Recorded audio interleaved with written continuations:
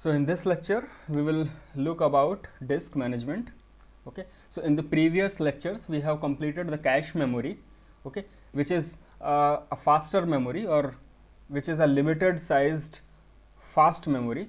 We have also covered the random access memory and read only memory, that is synchronous RAM and synchronous DRAM, asynchronous DRAM, and this is the part which is remaining, that is disk management, or how what are the components present in your hard disk or in your hard drive. So this hard disk, hard drive, magnetic tape and disk, these are four terms which can be used interchangeably in place of other. So on a disk there are two major operations possible, or we perform, these are the two major operations we perform onto disk. One is write and another one is your read. Okay, so when we perform read or write operations, there can be three possible outcomes. First is your first outcome may be that read or write operation has completed successfully, and the data you have read successfully, or the data you have written to a particular sector in the hard disk successfully. So that is your successful operation. And the second category is the partial failure may happen. So there is some data which falls into a bad sector. Bad sector means onto a bad sector you cannot restore the data. Okay, you cannot get the data back. Okay, so when you want to read or write data, you cannot do that because the data falls into a bad sector. Okay, so what is bad sector or bad block management, we will look into it later. And the third category is total failure, that means operation gets failed, you cannot perform read or write operations successfully. Okay, that means the operation has failed, nothing has read or nothing has written into. Okay, so these are the three possible outcomes you have when you perform read or write operation onto disk. Now what is the structure of disk? Okay, that you must understand. So this is a structure of disk. I have made this diagram for you. So this is a central rod, okay, which connects different platters. So these multiple disks are there, and these multiple disks are known as platters. Okay, and on these platters there are multiple tracks. Okay, so this is your spindle rod.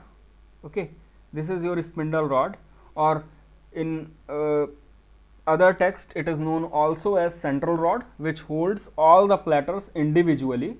Okay, now when this rod rotates, the whole disk rotates with the same speed. Okay, so when this spindle rod is getting rotated, these whole disk or all the platters rotate with the same speed. So let's say this rod is rotating about 6000 revolution per minute. So all these platters will also revolve with the same speed. Okay, now onto all the platters we will have read write head. So this is read write head, this is again read write head. So I have created here two dots, that means this is the above surface and just below it there is another surface. So there are two surfaces on each of the platter. Okay, so one head above the surface and one head below the surface. So read write head is there onto each of the platter. Why read write head is present on each of the surface? Because we want to perform read or write operations onto both side of the platters. That means if we wish to perform read or write operation on the both sides of the surfaces, these both read write heads or the read write head present on the both surfaces would be utilized for that. Okay, now in each of these platters there are tracks. Okay, so there may be one track, and inside that there may be another track, inside that there may be another track. So on each of the platter there are multiple tracks. Okay, so there are multiple tracks onto this platter, there are multiple tracks onto this platter, there are multiple tracks onto this platter, and as follows, so on and so forth. So equal radii tracks, please listen to me carefully, the tracks which are of equal radius but they are present onto different platters, they make one cylinder out of it. Okay, so let's say in the first platter there is a track of radii 2 centimeter. In here also there is a track of radii 2 centimeter. So that 2 centimeter radii track on all platters will constitute a cylinder. Okay. So this is the general structure of the disc. Now we need to understand few important terminologies which are related to this disc structure. First one is sector, then track, then cylinder, then allocation unit, capacity, density. Okay. So these are your different terms which we need to understand. Okay. So we have extracted out one platter from the previous diagram. So let's say we extracted out this platter. Okay. So we will go into details of the platters, what are the things which are present onto platters. Okay. So this is one platter. Okay. On each of the platters there are different tracks. So this is one track, outer track, this is another track, okay, this is another track, and this is the innermost track. Okay. So in this there are 4 tracks, and equal radii track in different platters constitute one cylinder. Okay. So these are tracks. Now all of the tracks are divided into multiple sectors. Okay. Or we can say that each of the platter are divided into multiple sectors. So let's say we have draw this line, and we may also draw another line. So this is one sector, this one part is one sector, this is another sector. Okay. If you draw a line here, it will also make 2 more sectors. So sector is the portion which is divided radially is known as sectors. Okay. What is the track? Concentric circles or spiral circles present on each of the platter. So this is concentric circles. Okay. And we also known as spiral circles in some literature. So concentric circles or spiral circles present on the platters is known as tracks. Now cylinder. So tracks with the same radius. So this is the track. Okay. Just below this there is another platter, and if the same radii track is present, so they will form a cylinder. So tracks with equal radius in different platter will constitute a cylinder. Now allocation unit. So this allocation unit is very important. So allocation unit means portion of track enclosed within a sector.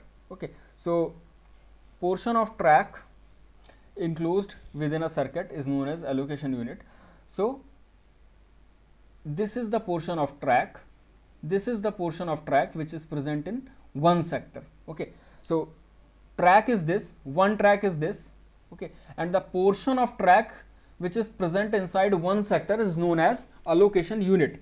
That means this is the highest amount of bytes we can allocate to a particular track within a sector. Okay.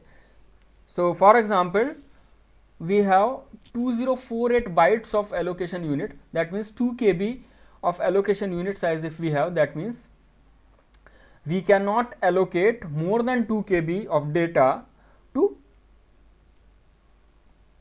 this portion. So that is allocation unit is 2 KB for this track. Okay. And we all know that partial allocation is not possible inside disk. Okay. We have seen that when we store the data or when we write the data, multiple bytes are written. Okay. So if machine is 4, let's say if in C you have seen that integer is of 4 byte. So even if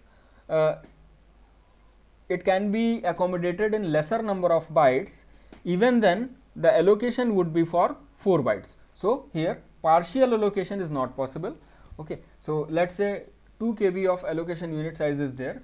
So the whole 2 KB would be allocated to the data. It is not like that 1 KB you are storing in this track and another 1 KB is you are storing in another sector. So that is not possible. Okay. So cylinder is tracks having same radius along different platters. So these are different platters, first platter, second platter, third platter, and this innermost tracks of same radius constitute a cylinder. This outermost tracks of each different platters forms a cylinder. Now what is the capacity? So capacity means total storage a disk can have. So total storage a disk can contain is known as your capacity. So there is a mathematical expression of the capacity. Please look at the mathematical expression very carefully. So the capacity can be evaluated as number of cylinders multiplied by number of sectors per track or number of sectors per surfaces multiplied by number of surfaces multiplied by allocation unit. Okay, so if you multiply these four quantities, that means cylinder, sectors per surfaces, surfaces and allocation unit, you will get total capacity of the disk. Now what is density? Density is number of bytes per track or per sector. Okay, so how many number of bytes you can store in one sector or how many bytes you can store in one track, that tells your density. Now what is your read write head assembly? So read write head assembly, we have already seen that there is a read write head onto each of the platter which is responsible for reading and writing the data. So when your disk rotates or when this central rod rotates, the read write head assembly can reach to any sector, any track. Okay, so it's not like that it will the track is not able to access any particular track or sectors, since the disk is always rotating with a certain number of revolution per minute. So read write head assembly is used to access or is used to write any information using the head, and it is also present in the both the surfaces. Okay, not one surfaces at one time. Now what is platters? Individual disks are known as platters. We already I already told you. Then there is a spindle rod, the common central rod, where platters are rigidly fixed. Okay, then a very important term is what is your transfer time. So transfer time is basically when the processor requests a read write operations and it is written into main memory or disk. From main memory it is written into disk. So when the head start a particular operation, whether it is read or write, okay, how much time or how much delay is there to read or write any bytes of information.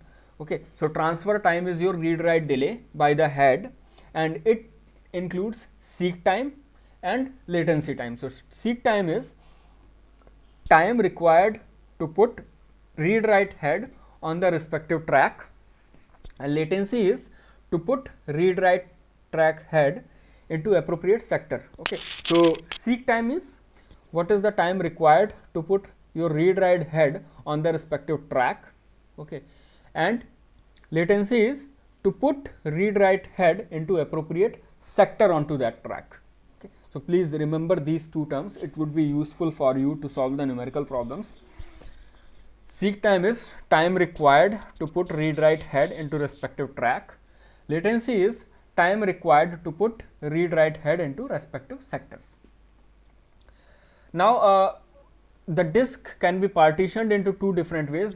Okay, so when we format a disk, okay, when we you already have seen that when we format operating system or when we format Windows or Linux, it will show the total size of the total storage capacity of the disk. Okay, now when you divide that total storage into multiple drives, that is C drive, D drive, E drive, that is known as logical partition. Okay, so when you divide total storage capacity into multiple drives, that is your logical partition. Okay, and your physical partition is when there are multiple disks are present in your system. Okay, then that sort of partition is known as physical partition.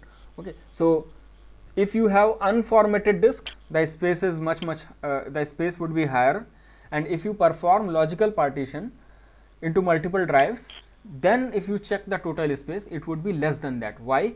Because when you perform logical partition, there must be some intersector or inter-track separation. Okay, so to divide into multiple drives, we also had some separation storage which separates different blocks. So when that separated information will come into picture, your capacity will reduce than that of unformatted. So please remember this, the logical partition space would be less than that of unformatted total storage space. Now what is the bad block management? We already told you that there can be three possibilities. One is your read or write operation would be executed completely successfully, then partial failure, then total failure. So this total failure is related to bad block, and how we manage these bad blocks or bad sectors, that we are going to look about. So first you need to know how the data is stored into magnetic disk. Okay, so each of the disk unit have some magnetic particles or Weber particles which are used to store the data. Okay, so there is a current flowing into all the platters, okay, and that current induce a magnetic field onto each of the platter, and the magnetic particles or Weber particles present onto each of the platter, they are used to store the data. So if they are pointing towards north south or south north, in that manner they will store bit 0 or bit 1. Okay. Now if those magnetic particles or Weber particles lose their magnetic property, then it will form bad sector. Okay. So when those magnetic particles which are used to store the data in terms of their direction, if they lose their magnetic property, then it will form bad sectors onto each of the track. So why is it so?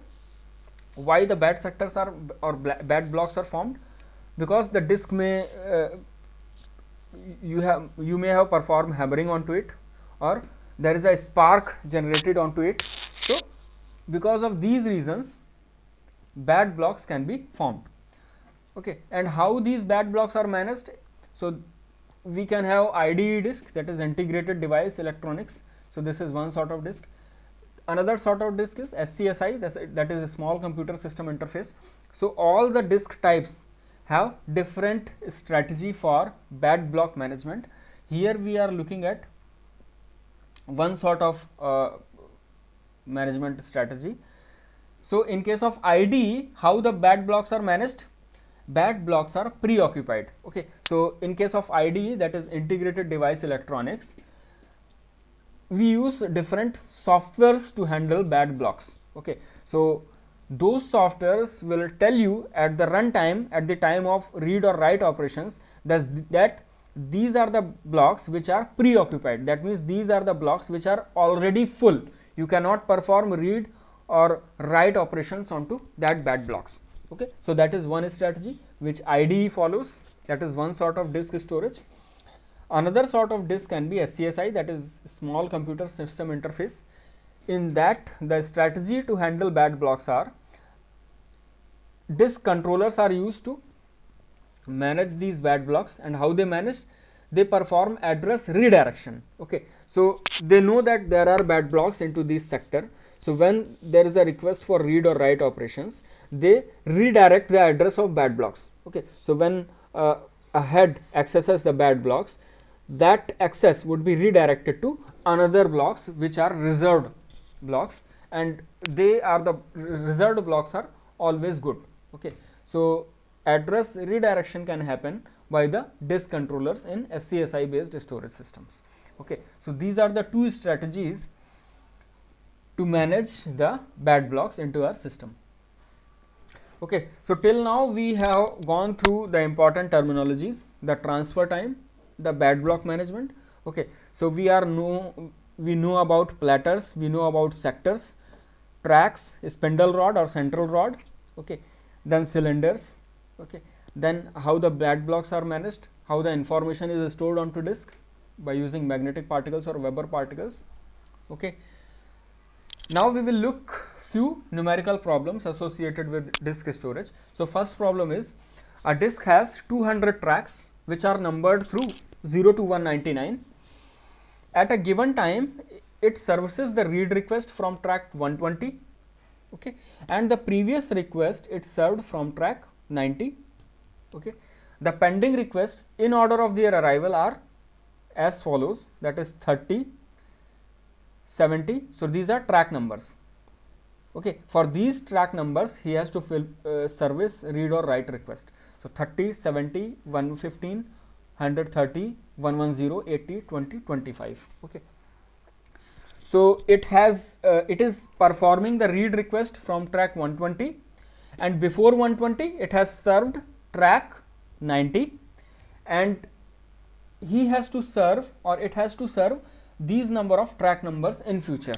Okay, So how many times will the read write head changes its direction for the disk scheduling? These are the two scheduling strategies for which we have to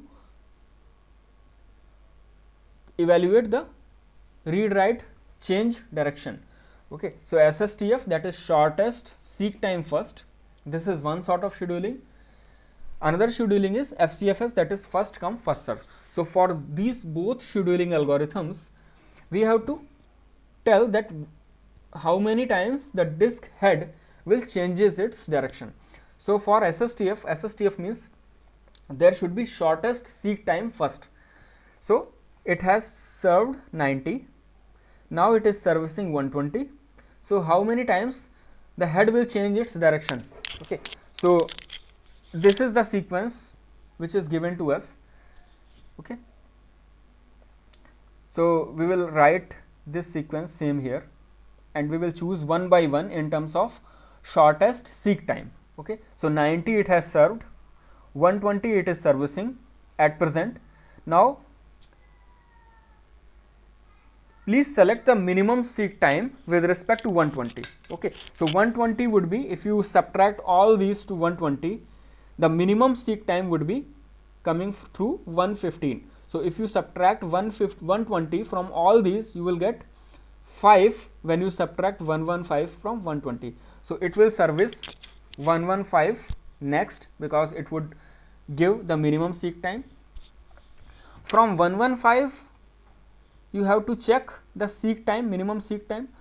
Okay, so if you subtract 115 from all these, okay, except 115, it would be 1110. So it would be only 5. So after 115 it should go to track number 1110, and from 1110 if you subtract all these excluding 115 and excluding 1110, because it has serviced these both two, what would be the minimum seek time? 130. From 130 if you subtract all these except the previous ones, it would be 80 and it would be 70. Then if you subtract and check, it would be 30. If you subtract and check minimum seek time, it would be 25, and from 25 the only remaining is 20. Now you see at what point the direction is changing. So this is 90, this is 120, this is in increasing order. Now from 120 onwards this is decreasing. So here the head is accessing the sectors in ascending order, that is increasing order. Here 115 is decreasing. Okay, so one change will happen from 120 to 115. Okay, another change would happen from 110 to 130. So here 120 to 115, that means decreasing. Here 115 to 1110, that means decreasing. Head will retain its direction, no change. Here 1110 to 130, now it is increasing. So head has to change its direction because it is increasing from decreasing. Now it is again decreasing, so again head will change its direction, and after 80 it will all decreasing. Okay, so head will not changes its direction. So how many times head will change its direction? This is this increasing to decreasing.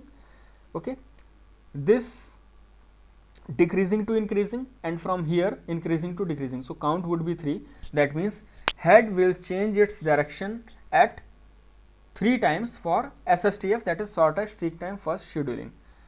For FCFS, okay, that means whichever has come earlier, that has to be served in order.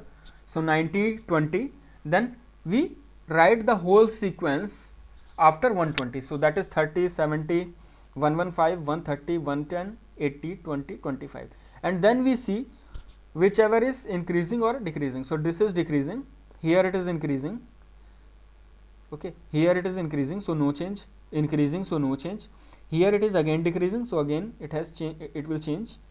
Okay, here it is also decreasing, so no change. Here it is also decreasing, no change. Here it is increasing from 20 to 25, so here it will also change. So one change decreasing, one change more increasing, again decreasing, again increasing. So count would be 4. Head will change its direction 4 times for FCFS scheduling. Okay, so you should be able to solve these sort of problems. The only thing you have to remember is whether it is increasing or whether it is decreasing. So if the transition is happening from increasing to decreasing or decreasing to increasing, in that case head has to change its direction. Now please look at this problem. An application loads 100 libraries at the startup, loading each library request exactly one disk access. Okay, so an application has to load 100 libraries, okay, and each of the library requests need one disk access. Okay, so I have written here that remember common terminologies. So those common terminologies which I have told you earlier, that is sectors, tracks, cylinder, spindle rod, platters. Okay, so those all terminologies you have to remember. I have also told you transfer time, which includes seek time plus latency plus rotational delay. So you all have to remember these common terminologies. Okay, so in most of the cases that rotational delay is considered as negligible. Okay, so the seek time of disk at a random location is given as 10 millisecond. Rotational speed of disk is 6000 rpm. So if all 100 libraries are loaded from random locations on the disk, how long does it take to load all the libraries? Okay, so it is telling that we have to compute the total time to load all the libraries. Okay, and each library request take one disk access. Okay, seek time of disk is given, rotational speed of disk is given, and total number of libraries are 100. Now as I have told you earlier, that you have to, in most of the cases it is written explicitly that neglect the time to transfer data from disk block once the head positions at the start of block. Okay, so when your head is pointing to a track, or when your head is pointing to a sector inside track, after that the block transfer time or the data transfer should be considered negligible. Okay, so please refer to the earlier text, and from there you can easily see that the disk transfer time would be seek time plus latency time plus transfer time, that is block transfer time. Here it is written that you have to neglect this transfer time, so that is how it becomes seek time plus rotational latency. So seek time is given 10 millisecond. Okay, but please read the text very carefully. The seek time of disk at a random location is given as 10 millisecond. That means for one access or for one disk access it is 10 milliseconds, and there are 100 libraries. Okay, so for one random location access it is 10 milliseconds. Now we have to compute the rotational latency. So latency is evaluated by your rotational speed. So rotational speed is given 6000 rpm. That means in 1 minute, that is revolution per minute. So in 1 minute it is revolving around 6000 times. Okay, that means in 1 minute there are 60 seconds. Okay, so you can evaluate that in one rotation how much time it takes. Okay, so in 1 minute it is revolving around 6000 times. Okay, so how much one revolution take place? Okay, so time to rotate once would be 60 divided by 6000. Okay, so that would be around 0.01 seconds. Okay, now we have to consider here is average rotational delay, or rotational latency would be average rotational delay for one rotation. So here we have divided it by half, so it would be 1 by 2 multiplied by this quantity, so it would be 5 milliseconds. Okay, why we have divided by 2? Because we have to consider the average case, that is average rotational delay or average rotational latency. Now we know that to transfer one library or to perform one disk access, this 10 millisecond plus rotational latency, that is 5 milliseconds, that is total 15 milliseconds are needed to transfer one library. We already know that there are 100 libraries to load that overall application. So we will multiply it by this 15 to 100. So 15 into 100, that means 1500 milliseconds we have to spare for 100 libraries. So it would be 1.5 seconds. Okay. Now please see this question number 3. That is another numerical problem. Now it is given that if the overhead for formatting a disk is 96 byte, okay, So I have already told you that is there is logical separation or logical separation and physical separation. Okay. So when we divide the disk logically, that means we are separating the disk into multiple drives, that is C drive, D drive, E drive. So there must be overhead of formatting, that means there you have to create separation into each of the block, and that separation would spare some amount of storage. Okay. So that storage is 96 bytes. Okay, for a 1000 byte for a 4000 byte sector. Okay. So formatting means you are defining a coordinate system onto disk. So when the disk is unformatted, there are no tracks, no sectors. Okay. When you are formatting the disk, that means you are dividing the disk into multiple drives, multiple blocks, and multiple tracks and sectors. So that means you are defining a coordinate system onto disk. Okay. And for formatting a disk, you are having 96 bytes of overhead for a 4000 byte sector. So that is given in the numerical. Number of surfaces are given, that is 8. Outer diameter of disk is given, that is 12 centimeter. Inner diameter of disk is given, that is 4 centimeter. So if you have seen a hard disk, okay, you must have seen this outer diameter and inner diameter. Okay. So outer diameter is given 12 centimeter, inner diameter is given 4 centimeter. Inter track space is given, that is 0.1 millimeter, and number of sectors per track is 20. So these are the information is given to you. So question number part A says that you have to compute the unformatted capacity of the disk. Okay. So this is part A, compute unformatted capacity of the disk. Okay. So this is our 12 centimeter, outer diameter is given 12 centimeter, inner diameter is given 4 centimeter. So what we do, 12 centimeter minus 4 centimeter divided by 2, so that would be 4 centimeter. So why we have subtracted? Because we need to know that the overall storage area. So for that we have subtracted outer diameter, okay, to inner diameter. So inner diameter is subtracted from outer diameter, so it is coming 8 centimeter. Then we divided by 2. Why we are dividing it by 2? Because we need to know the actual overall storage. So this is 4 centimeter, this is 12 centimeter. So 12 minus 4, it is 8 centimeter, and divided by 2. Why divided by 2? Because this is the 4 centimeter area. Okay. So this is a radial information system. So this is the 4 centimeter area where we can perform the read or write operation. Okay. So that is why we have divided by 2. So respective length of the track is 4 centimeter here. Okay.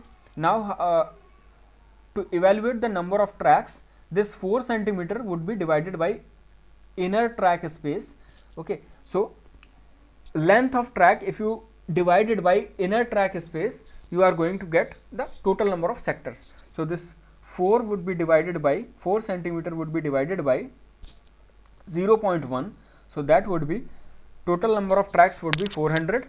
Now how many sectors per track? There are 20. So 400 into 20, that means 8000 sector per surfaces.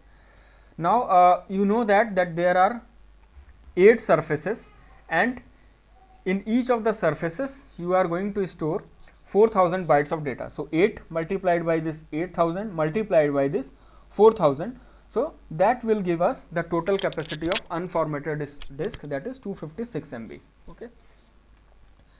Now in part B, you have to evaluate the data transfer rate if the rotational speed is 360 revolution per minute. Okay. So rotational speed is given, that is 360 RPM. You can evaluate the time in which one rotation took place, that means 60 divided by 360. So in 1/6 seconds, okay, so in 1/6 second, one rotation is taking place. Now you have to compute the data transfer rate. So data transfer rate is bytes per second, that means you have to know in 1 seconds how many rotations will take place, though. So it would be 6 number of rotations will take place in 1 second, because one rotation takes 1/6 seconds. Okay. So 4000 bytes multiplied by 20 multiplied by 6. So it would be 480 kb per second in one rotation. Okay, so because it is given that number of sectors per track is 20. Okay, so if you want to evaluate the data transfer rate, you have to multiply number of sectors, then 4000 bytes, then 6, because it has to revolve in 1 second, it has to rotate 6 number of times. So it would be 480 kilobytes per second is your data transfer rate. Now this is also, I have included this problem. This problem has been asked in previous GATE examination. So please go through this problem now. So hard disk has 63 sectors per track. So within one sector, within one track, there are 63 sectors. There are 10 platters, each with 2 recording surfaces and 1000 cylinders. Okay, so number of sectors per track is given, number of platters are given, number of surfaces per platters are given, and number of cylinders are given, and the address of the sector is given by the triplet C, H and S. So address of the sector is given as C, H and S by this triplet. C shows here cylinder number, H denotes surface number, and S denotes here sector number. Okay, so C denotes your cylinder number, H denotes your surface number, and S denotes your sector number. Okay, so 0th sector will be 0 0 0. It is given in the problem itself. Okay, I have not written here yet. So 0th sector would be represented by 0 0 0, and the first sector would be represented by 0 0 1. Okay, and this is the information which is given to us, that is number of sectors is 63, number of platters are 10, number of surfaces are 2. Now the address 416 29 corresponds to which of the sector number? So this is our question. Okay, so our question is, for this address which is represented by 416 and 29, so it will correspond which of the sector number, that we have to tell. So we know that we have to reach this 400 cylinder. Okay, and the address are starting from 0 0 0. So for 0th sector it would be 0 0 0, and here it is 400. That means we have to reach 400. So now since it is starting from 0, that means in actual we have to skip 400 cylinders and we have to move on to 400 first cylinder. So please read it very carefully, because the address are starting from 0 0 0, and here it is given that 400, that means 400 cylinders has to be skipped. Okay, so therefore we have to skip 400 cylinders. Number of platters are given 10, number of surfaces are given 2. So 400 multiplied by 10 into 2, that is number of surfaces, and each of the track has 63 sectors. Okay, so we have to multiply 63. So if you multiply number of cylinders, that is 400 we need to skip, then 2 surfaces, 10 platters multiplied by 20 multiplied by 63. So it would be 504,000 sectors. Now it is written that is 16th surface, okay, and 29th sector number. So we have to skip 16 into 63, that means 1008 sectors we more have to skip. So we will add 504,000 to 1000 more, because we need to skip these 16 surfaces, and each of the surfaces have 63 numbers of tracks, that means sectors. Okay, so this 1000 has to be added, and in the triplet, that is 29 is also given. So that is number of sectors are also given, that is 29. So 29 we more have to skip. So 1008 plus 29 we have also to perform. So that gives 505,037. These number of sectors we have to skip to reach to this address. Okay, so I think it would be clear to you now. So I advise you to go through these all 4 numerical problems. One problem has 2 parts, so you have to go through these 5 questions, and please remember the terminologies, that is what is your sectors, what is your tracks, what is your platters, what is your spindle rod, what is your transfer time, seek time, rotational delay, latency. So these important terminologies you have to keep in mind, then only you will be able to solve numerical problems. Okay. So in this lecture, that is for the end of today's lecture. In the next lecture we will see how the arithmetic operations are carried out in your system.